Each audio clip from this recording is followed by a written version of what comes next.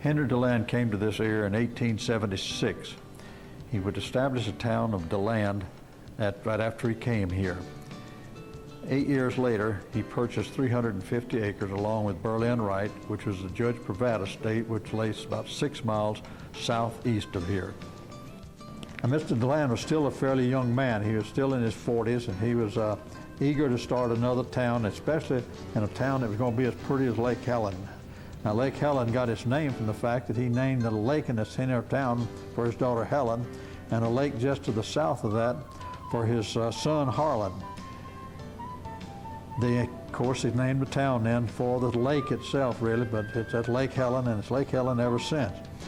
Mr. DeLand in this picture here shows him as an older man, probably when he came down here on his last visit in 1906 with his daughter Helen, and they're out in Lake Helen, the town that he called the prettiest high pine town in the state of Florida. They're right in the middle of the citrus growing part of the state. He also called it the gem of Florida.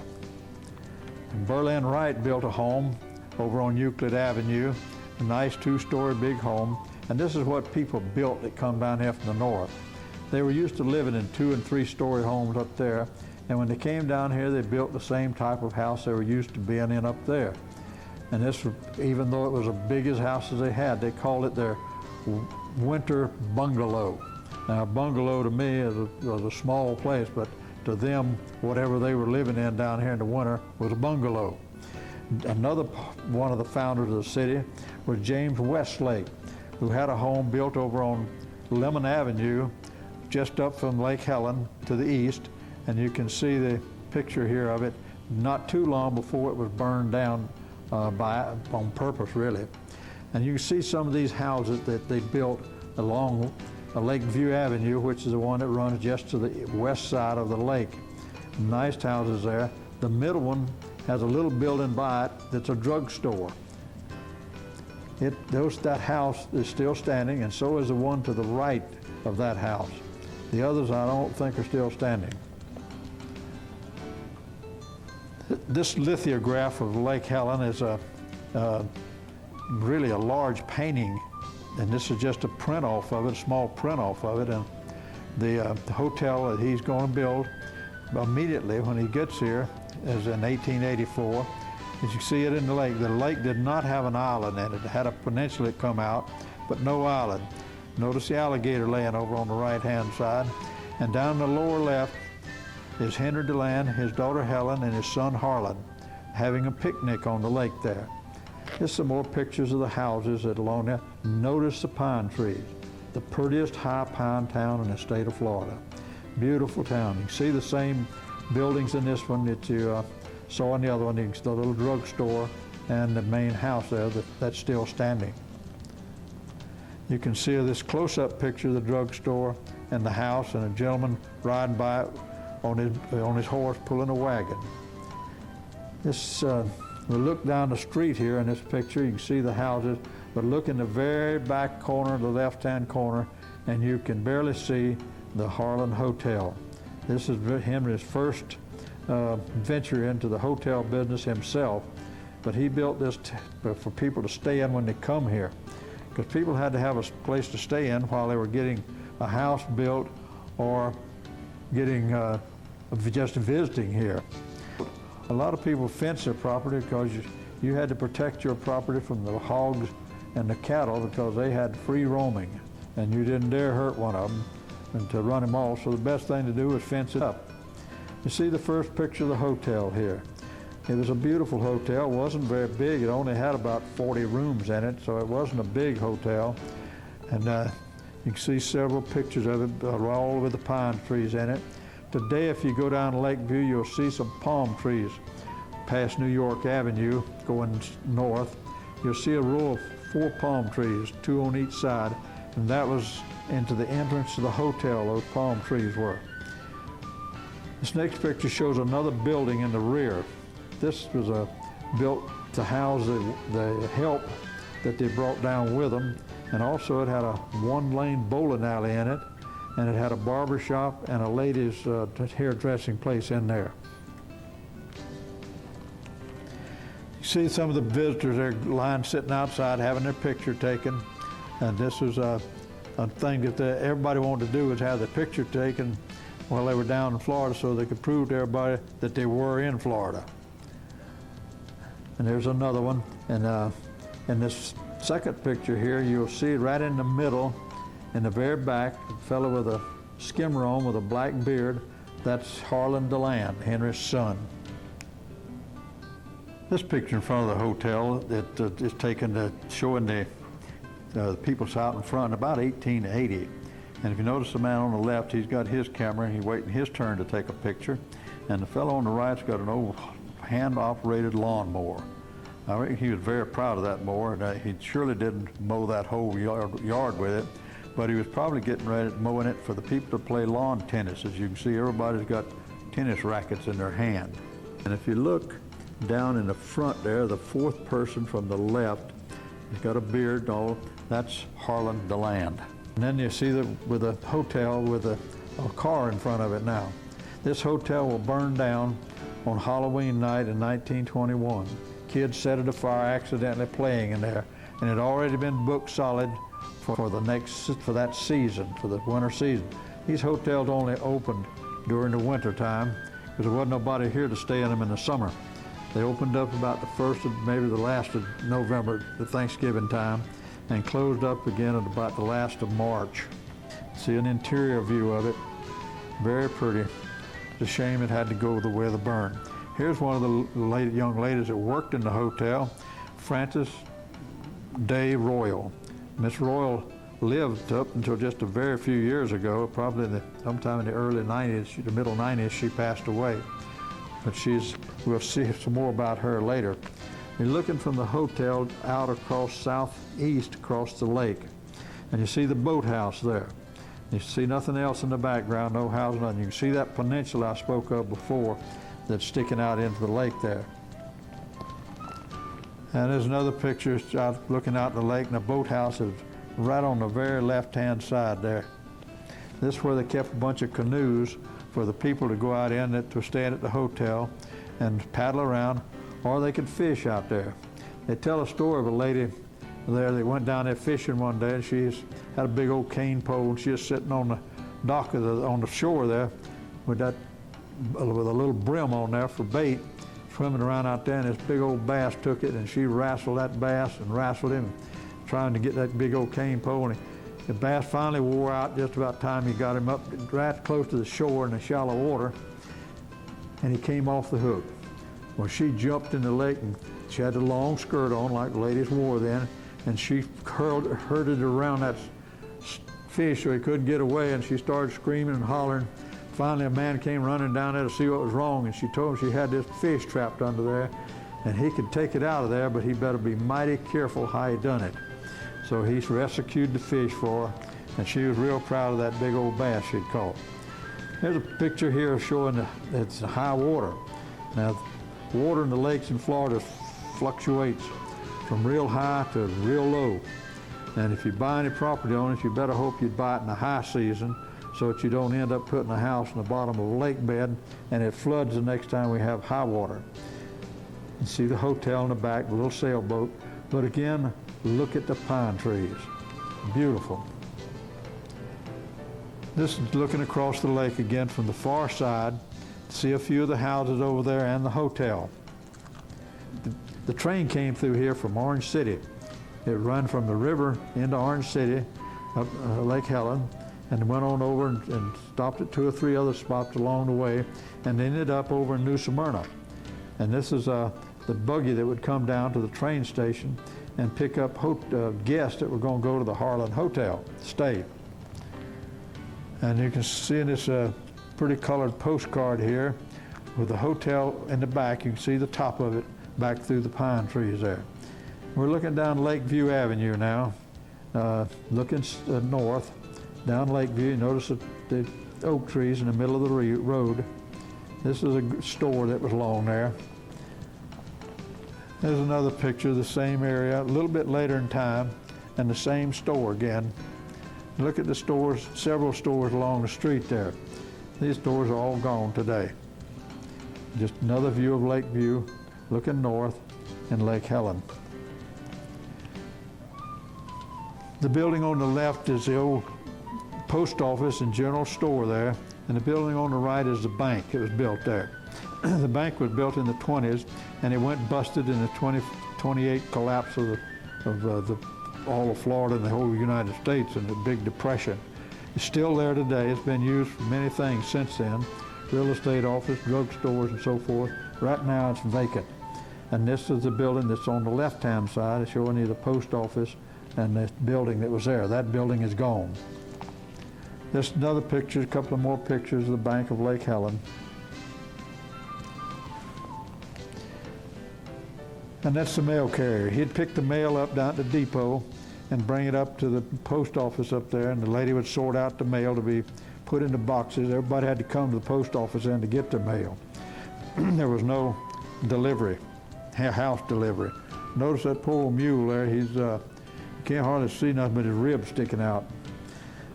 This picture is Mandy Green. Mandy Green, she lived there in Lake Helen and worked probably at this house here that's sitting on the Lakeview Avenue down near the lake. She's come out to get some water out of that pitcher pump. Pravat's cabin, where he lived at, was on the corner of Pravat and Lemon Avenue in Lake Helen there. And this is a house that was built later there, and this is the Wilkins home. It shows it in 1920. This is Sloggy's grocery store in Lake Helen. It was on Lakeview Avenue. And this Sloggy had not only sold groceries, but you can see he sold gasoline, and on the right you'll see a pump there where he sold kerosene. Back then they didn't call it kerosene, they called it coal oil because it was made out of crushed coal. This is an interior view of the store with Mr. Sloggy and his wife and his son standing inside of the store. You see the meat counter there and the vegetables. And this is another picture of them to counter. A little bit different time period. As you can see, the grocery part of it has changed, the counters have. This is Mr. and Miss Sloggy standing outside by their new automobile. He's very proud of that car, and I don't blame him. If I had a new car, I'd be very proud of it too and like to have my picture taken with it. We move on down the street to another store called the Star Market, and this was Hyman's store. And this is an interior because he had specialized in meats, and you can see the big refrigerator in the back was not electric. It was run on ice. They put ice in there from the ice house. This is a picture of the school in Lake Helen. It's now the City Hall. It was built in 1917, but you notice a difference in it because they added a story on each side of it, an additional story for different grades to levels. Now, the very first schoolhouse in Lake Helen was a log cabin located about a half a mile to the south of here, over where the bed and breakfast is today over on. And that was the very first schoolhouse. The next schoolhouse was built right where the present City Hall is at. It was a wooden structure. And when 1917, when they got ready to build this one, they cut that building in half almost, took one section of it to the east and one section of it south, and both of these picture structures are still being used as private residences today. In the 1950s, they named the school for Minerva Long. She was one of the earliest. Her father was Bond, Maynard Bond, who had the big sawmill there in Lake Helen, and she became a teacher and then eventually the principal there, and then the school was named for her. This is a Lake Helen school, the elementary school picture in 1914. And Miss Fanny Day is marked with an X over her head and back. And the blank place in the middle of the bottom of the picture was her sister. And she cut that out to put in a little thing to hang around her neck. So she didn't get in the picture. This is a Lake Helen school in 1920, the class that was in there. Fine looking bunch of youngsters. Notice how the boys, so many of the boys dressed up, some of them with ties on. Boys don't do that much today. Even if they can afford it, they don't do it. This is a 1928 class of 7th and 8th graders. This is a 10th grade graduating class of 1929. This is the last graduating class there. As from the beginning, after this, the 9th, 10th grade will go to DeLand. Now, back then in Florida, and especially I know in Volusia County, but you only went to the 10th grade. If you wanted to get another 2 grades, 11th and 12th, you had to go to the academy, which is now Stetson University. The left there is Lauren Martin, Georgianne Merritt, Lucille Holland. They were the 3 graduating students. Mrs. Slaughter next to them is a teacher, and Victor Blum was the principal of the school. This is Mr. Choker. Now, Mr. Choker ran the bus that hauled the kids to school. He was also a barber, had a barber shop there in Lake Helen. And if you were getting your hair cut and it come time for him to leave, pick up those kids, well, you just had to wait till he got back if you wanted your hair cut that day. If you didn't, you had to come back another day. And this is a picture of that, what would become his barber shop. It was first built as a telephone office, for the first telephone office in Lake Helen and Cassadaga. And Fannie Day Royal was the telephone operator, and she operated in the morning from 7 o'clock till 10 at night. After 10 o'clock, if you wanted to make a phone call, you had to come to her house and get her up to come let you out, because anybody had no business calling nowhere after 10 o'clock at night. The Bond Lumber Company in Lake Helen was located on Ohio Avenue, almost directly across from where the police department is located today.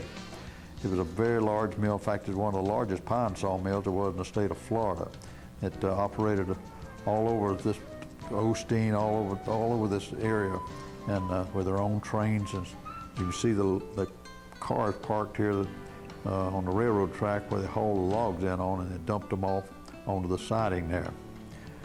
The Municipal Power and Light plant was located just across the road too, but just a little bit to the west of where the city hall is, the police station is today. This supplied power, and the unusual part of this was that the mill over there produced steam, and they would pipe the steam across the road overhead and into the plant here to run their generator with. When the mill closed up, they put a diesel engine in there, and that's how they made their electricity up until they sold out to Florida Power in the 1950s. Part of the manufacturing of electricity was having to get it out to the homes in the area and the businesses. And here's 2 of the linemen up a pole there for the city. They're Ralph Handyside and Woodrow Hubbard, and this was in 1942. And the electrical plant was worked as Maurice McGill and Buster Hyman standing outside there, because they run the plant for them. Not only did they have a sawmill there, the Bonds did, but they also had a brick plant. They manufactured brick, and it was a sand brick made out of the white ball bearing sand that we have here, and a glue that they put with it. And this process was invented in Germany. And there was about 6 or 7 of these plants all over the United States, but this is one of the ones here. There was also one in Tampa, as well as there's one in Lake Helen. It was a good brick, and it was more fireproof than the red brick was. But in the latter years of it, after Mr. Bond died, and they had the foreman for Mrs. Bond, he began to cut down on the quality of the brick, trying to extend her money out. And the bricks got so poor in quality that people quit buying them, and the plant closed up. This happens to be really the actual picture of the office on the corner of Pleasant and Ohio, where they served both the lumber yard and the brick plant. In 1926, a disastrous fire hit the plant and burned it down, and put about 350 men out of work. But the plant was rebuilt and become an even better plant, a sawmill than it was before.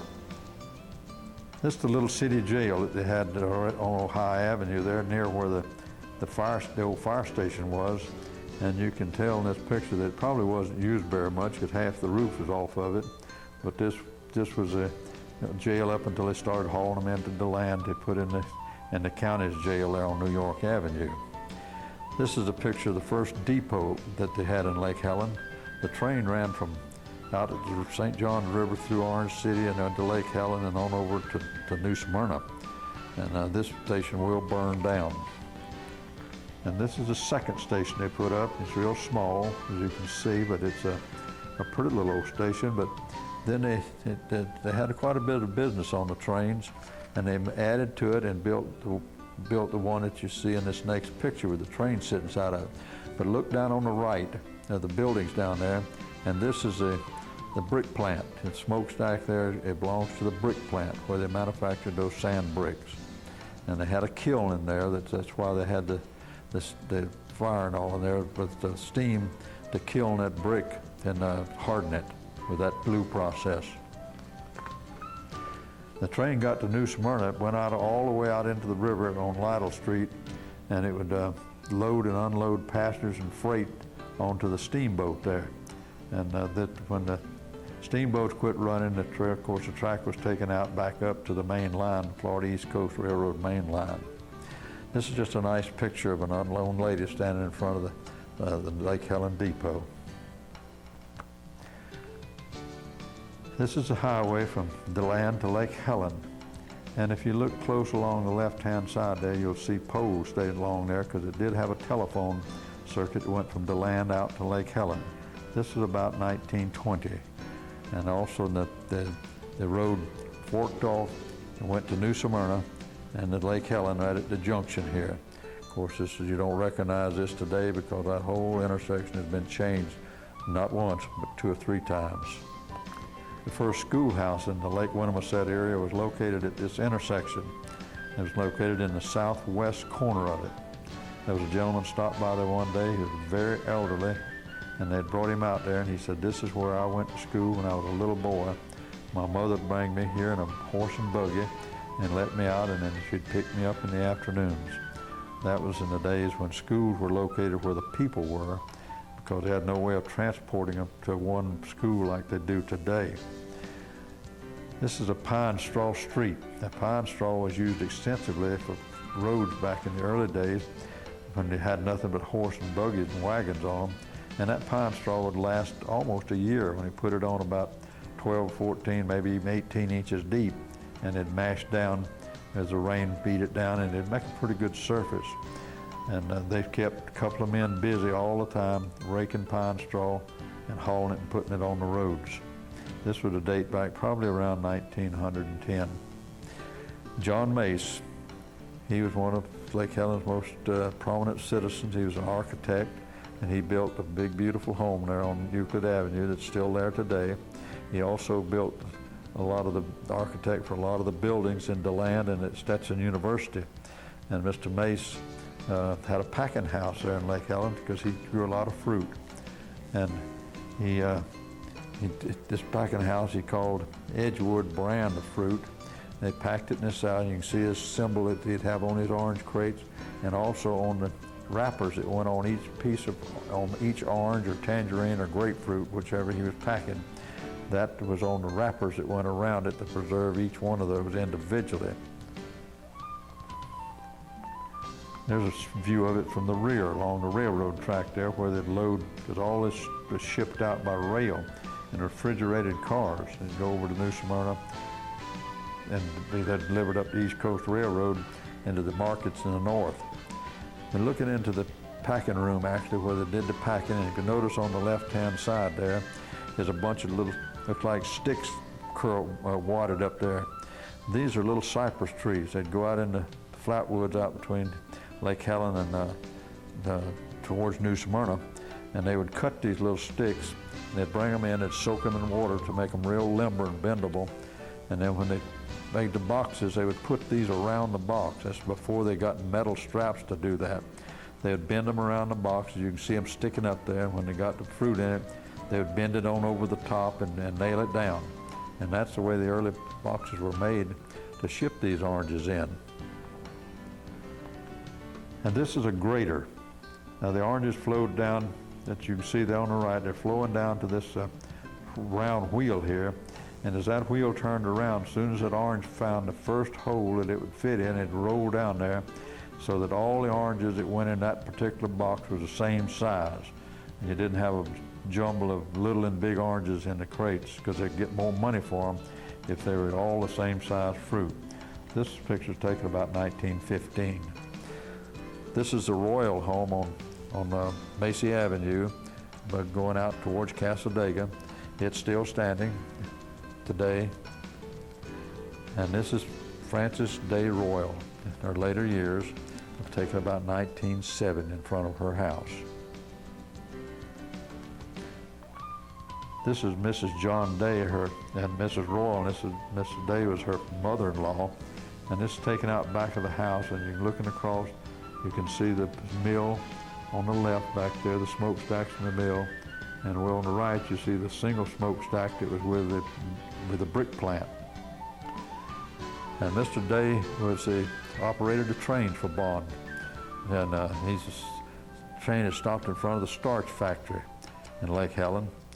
And he had that little train that go all over. It was a standard gauge railroad car and train, and it would go all over the woods out there. They had temporary tracks laid all through the woods to bring those logs in. And they also used the Florida East Coast Railroad there when they needed to, and they'd have to pay them a fee for the use of that rail while they were using it. And this is Mr. Day and one of his friends playing checkers for the train to go where it was needed as soon as they gave them orders to where to go pick up a load of logs. Baseball has always been a very popular game. It still is today, and this is the club that had out there in 1915, and Mr. Day in the derby hat is the manager of the club. And these little towns all around had these clubs, and they played each other, and it was a real Sunday afternoon type game for them. This is a starch factory there in Lake Helen. It was laid just on the north side of Ohio Avenue, just down from Macy to the east. And they manufactured starch there using the root of the cuneiform and the tapioca plants. And the people used to come out there, they looked like doughboys. Every evening they'd be covered up in that dust, and they was all snow white. In this picture here, you can see on the right Albert Baxter Hearst and his father John Rupert Hearst. Hopkins Hall. This was many years a social gathering place, and still is in many instances, of people of Lake Helen. And you can see the nice shingle siding on it. Makes it a little bit different than some of the other houses and buildings that was come up in that area. And the big pine tree standing side of the steps there. It was struck by lightning back in the 50s, and they cut it down, and the log was carried out to the Volusia County Fair and was put under a big log cart out there that belonged to the Straughns. They took the log cart away, and I don't know what become of the log. It may still be out there. But when they cut it, they counted the rings on it, and this pine tree was standing here when George Washington was President of the United States. This is another picture of Hopkins Hall in later years, and you notice how pretty it is. It's got a new paint job and a nice sign up there, and this was when the library was located in there. The library today is located right across the street. This is just a picture of Euclid Avenue back in the 20s. This is a postcard of Lake Helen, and this young lady's out picking oranges off the trees. And this was, Lake Helen had a lot of citrus in it until the freeze of 1894 and 95, when it killed all the trees and everybody had to replant. As you know, it takes about 6 years for a tree to start producing any citrus to amount to anything. So for the 6 years, people had to find some other way to make a living because there was no oranges to be had then. But it came back, and it still had a lot of groves out there until the freezes of 1983 and 85. And this is a scene along Euclid Avenue and some of the big two-story houses that was along there. Ben Griffin in 1924 is shown coming down Euclid Avenue with a log carrying it to the mill, and he's right in front of the Granville Hotel. Now the Granville was the overflow hotel for the Harlan Hotel. The Harlan, as I told you, was smaller, and it couldn't hold a lot of people in the wintertime here. When these hotels were in their full bloom of each year, both of these places were completely filled, and people were even sleeping on cots in the hallways in some instances just to have a place to stay. Here's a home you would love to buy today in Lake Helen or anywhere else for that matter. It's a 6-room house with a kitchen extension. It has everything furnished in it. It's completely furnished throughout. Has banana trees, orange trees, grapes, limes, anything you can think of in the way of citrus. Has a driven well, and it's only $2,000. But now this was during the Depression in the 30s or 20s, and $2,000 was a lot of money for most people. This is a typical farmhouse, not in town, but out in the countryside of Lake Helen. And you see the gentleman over there sitting in his wagon with his horse out, and the lady sitting on the porch. And then we come to the Blake Baptist Church. This church was designed to have been built down on Lake Winnemucet. A man supposedly gave them a piece of property to put it on, and they went out, and the men did in the church, and cleared the property up for the church to be built. After they got the property all cleared, then the man decided he didn't want to give them the land, but he got his property cleared for free. But Henry DeLand stepped in and gave him the property where it is today in Lake Helen. And you see the Star of David in the window there. One lady told me that she was getting married in the church, and her grandfather she knew wouldn't come because he would not go in a Christian church since he was of the Jewish faith. He came to her wedding. She couldn't understand why until he told her that it had the Star of David in the window. This is some of the men in the church back in 1950, and that's just not uncommon for the people to do the work around the church, and they'd get together on a Saturday and go down and do what had to be done. And this is the way most organizations are today that need work done in their organization or around their buildings. They would get some of the people to come do it. Usually the same bunch of people came every time, or do come every time now. But on the left there's Nathan Roberts, George Sixma, Woody Hubbard, the Reverend Malden, Dr. Lykin of Stetson University, Riley Wilkins, kneeling is Tommy Vyers and Ralph Handyside. Most of these people are now deceased, but they have people come along, take their place, hopefully, to do the work around the church that needs doing. And across the street, kitty corner across from the street, is a congregational church, as you can see it in this beautiful postcard picture of it. This is one of the houses on Euclid Avenue. That's Dr. F.E. Baker's residence, built in 1896. Fannie Day Royal. She had a house across the street from her folks' place there on Macy Avenue. The house is still standing today. And she put in a gasoline pump and sold a few groceries and stuff there, but she said she couldn't do that too long because the people come in, and just during the Depression time in the 30s and late 20s, and people didn't have any money. And she would extend them credit for gasoline and for some types of groceries. And pretty soon she found out she was working and losing money. So she closed the place up and got out of business for herself there. The house, like I say, is still standing. And this is John Hubbard, who came there very early in the history of the city. He raised 2 families there. His first wife died. He remarried and had a complete second family. And this is Lawrence and Carrie Hubbard in 1920. And you notice he's got a bunch of hound dog puppies there. But all these people out there about that time like to hunt, and deer hunt especially, with dogs. And there they are in much later years making syrup across the street from his house, which we'll see in a minute. And he made some of the finest syrup there was in the country. And he and his wife grew the cane themselves and made the syrup. Every fall, they'd have a cane grind in there and make syrup. This is the Hubbard home on Pleasant Street, just right straight in behind the City Hall there today. The only difference in the house today, as you can see in this picture, is the front porch has been screened. Their son, L.J. Hubbard, and his wife live in the house today. On the left there is Mr. Baxter, John Hubbard, and Bill Hubbard in 1920. They've been out deer hunting. They've killed a nice 6-point buck. Now, deer was a lot hard to kill back then. You had to have good dogs, because there's more deer today than there were then. And people say, why is that? It's wilder then. It was, but this country burned off every year. And a deer is a browser. He's not a grazer. He doesn't eat the grass unless there's nothing else to eat, because his mouth and jaws are not shaped to pull grass off the ground. So he's therefore a browser eating tender twigs and berries and things and acorns. The other reason that this was an earmore deer down, in the 1950s, they eradicated the screwworm fly in Florida. Screwworm flies killed a lot of the young fawns, and also sometimes it would kill the adult deer, the mother deer.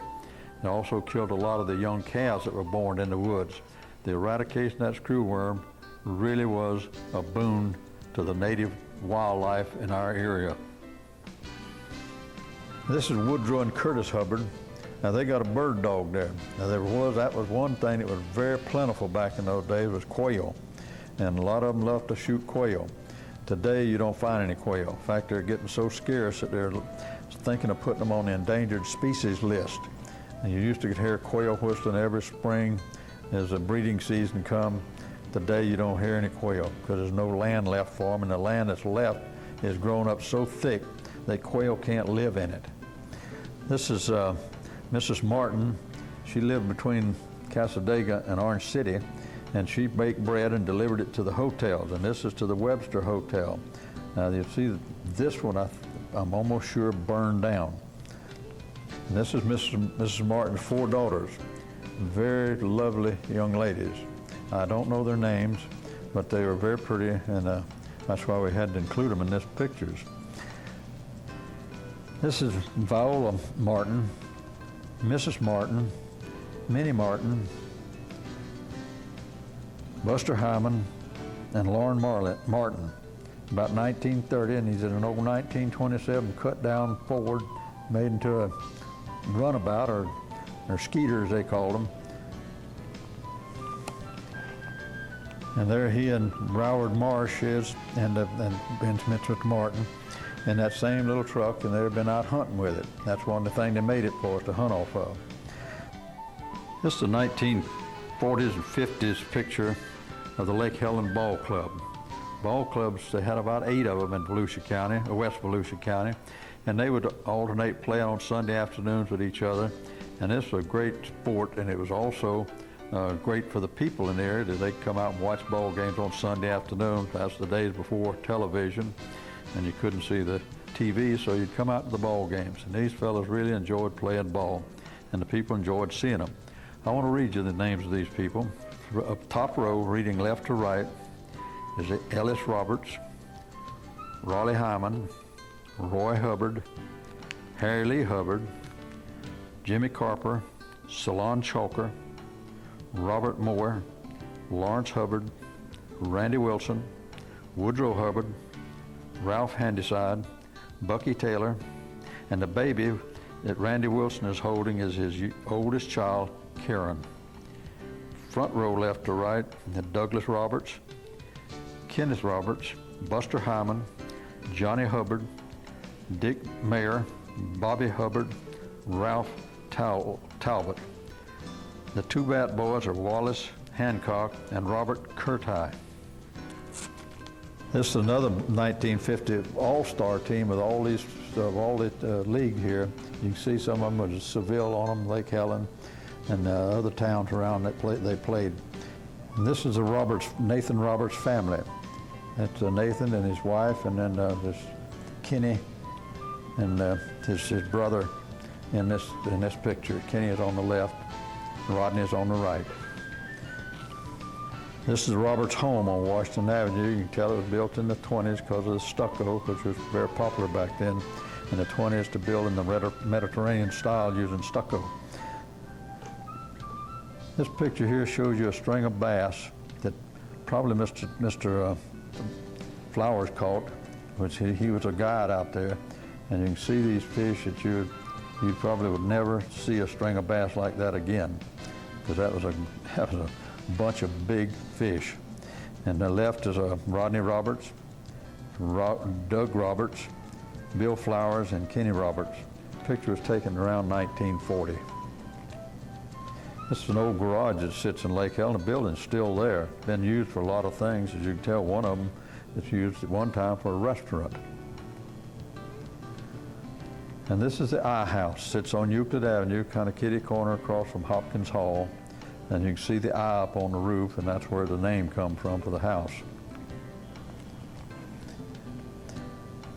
Dorothy Schneider wrote a book on Lake Helen in 1988, and Gene Beers on the left there helped her write it. Gene died not too long after that, but Miss Schneider is still living with us. And this is the kitchen band in Lake Helen in the 1960s. These were real popular at one time. They have these kitchen bands. They played all kind of musical instruments made out of kitchen appliances, spoons, washboards, and different things. And this is what the people enjoyed listening to them. And then the Lake Helen Fire Department. Now this building is no longer in use. They built a new one over by the bank there in Lake Helen. And this one is not, I don't know what they're going to use it for. And this is our city commission in Lake Helen. And this, at the time this picture was made in the 1960s. And you can see their names. Tom Flowers, seen in this picture, was a fishing guide. He started off as working out of his home in Lake Helen. And eventually, Tom would move out to the St. Johns River out on towards Pontoon and established his fishing guide business from there. And he was one of the premier guides there was in the state of Florida in the late 30s, 40s, and into the 50s. And you could see that by this beautiful string of bass with his two people he was guiding that he was a very successful fisherman. He's also guided some of the most prominent people in the United States that came here to go fishing with him. His son now lives out at his home on the river there. His name's Bill Flowers, and he also does guiding for the same type of people that Tom did. Very prominent in the guiding field. On the back of this picture that you see here of the Webster Hotel, it says Nellie worked there, saving money to go to Stetson. This is 1903. Now this, you saw a Webster picture back here a while ago, and I don't know which one this is, and I'm not sure if whether it's in Cassadaga or in Lake Helen. None of the older people in town can remember it ever being anywhere there. This is Doris Hatch, the little girl there on the standing side of her father, Mr. Hatch, and it's my dad next to him, Bill Draggers, and that's me on the right, Bill Jr. Now they had been fishing, my dad, Mr. Hatch, had in a lake out near Lake Helen, and they had caught these fish and had brought them down to Blue Springs where they were having a picnic. The lady on the very far left in the dark dress with the dots on it is my mother, Lois Draggers. This is the Florida Sugar Party. If you don't know what a sugar party is, it's an ice cream social. And these are the older people around gathered out there, probably from the winter residents that come down from the north to spend the winter here. And then one little girl sitting on the porch. But they're having an ice cream social. They called it a sugar party back then, in case you don't know what a sugar party is. And that will conclude this program on Lake Helen. And we've seen where they've been. Now we hope we'll be knowing where they're going, because you can't know where you're going unless you've seen where you've been.